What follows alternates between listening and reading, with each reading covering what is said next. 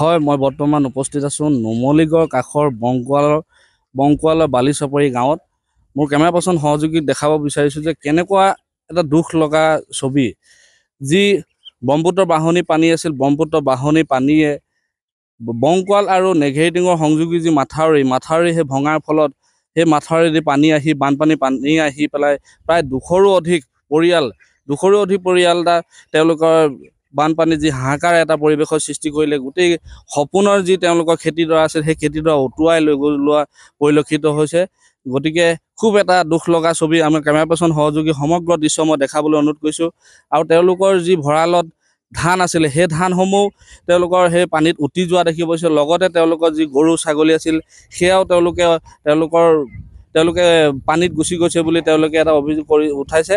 গতিকে তেওঁলোকে কেনেধৰণে সা সুবিধাসমূহ চৰকাৰৰ পৰা লাভ কৰিছে নে নাই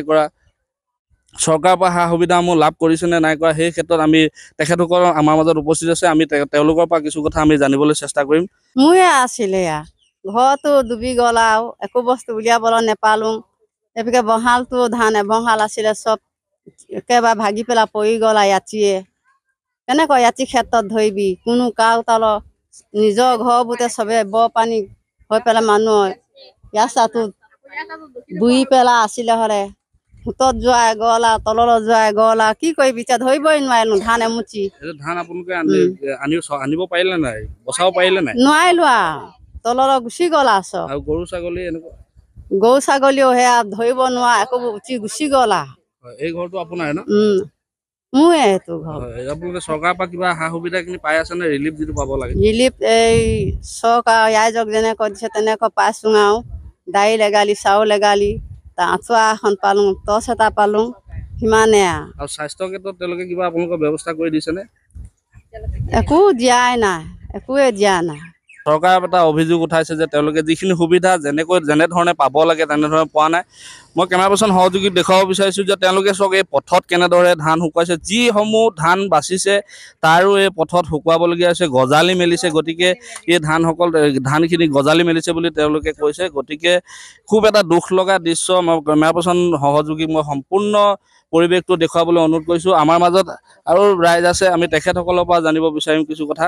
কি কবি এখনে ৰাতিয়ে বহালটো ভাগি পেলাই একো উলিয়াবলৈ নাপালে। আকৌ ঘৰটো পাছদিনাখন ভাগিলে। চৰু বাতি এতিয়া বনাই খাবলৈ একো উপায় নাই।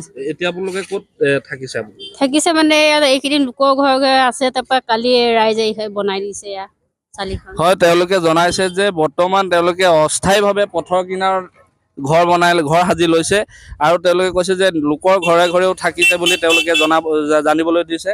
গতিকে আমাৰ মাজত আৰু উপস্থিত আছে ৰাইজ, আমি তেখেতসকলৰ পৰা জানিব বিচাৰিম। কওকচোন দাদা। কি ক্ষতি হ'ল আপোনালোকৰ? ক্ষতি মানে বহুতে ক্ষতি হ'ল। আমাৰ বস্তুবিলাক ধান পাতি ধৰি পেলাই ইত্যাদি বস্তুবিলাক চব নদী বানতে উটি গুচি গ'ল। তাৰপৰা আৰু মানুহ ঘৰ এনেকুৱা সমস্যা, তাৰমানে বহালটো উটি যোৱাৰ পাছত ঘৰতো ডুব গৈ পেলাই ভাগি গৈছে। আপোনাৰ চৰকাৰ মানুহ আহিছে নাই? চৰকাৰ মানুহ এনেকে বৰ্তমান অহা নাই। সা সুবিধা মানে আমাৰ ৰিলিফ দিছে, ৰিলিফটোকে পোৱা হৈছে বাৰু।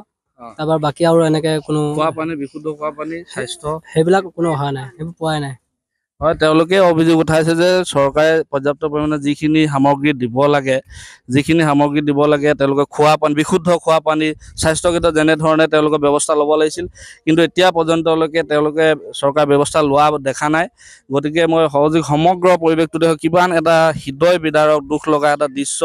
তেওঁলোকৰ যি সপোনৰ খেতিডৰা আছিলে, সপোনৰ ঘৰখন আছিলে, তেওঁলোকৰ যি পোহনীয়া তেওঁলোকৰ গৰু ছাগলী ম'হ পোৱালি আছিলে, সম্পূৰ্ণ পানীত গৈছে। এটা সম্পূৰ্ণ হৃদয় বিদাৰক ঘটনা।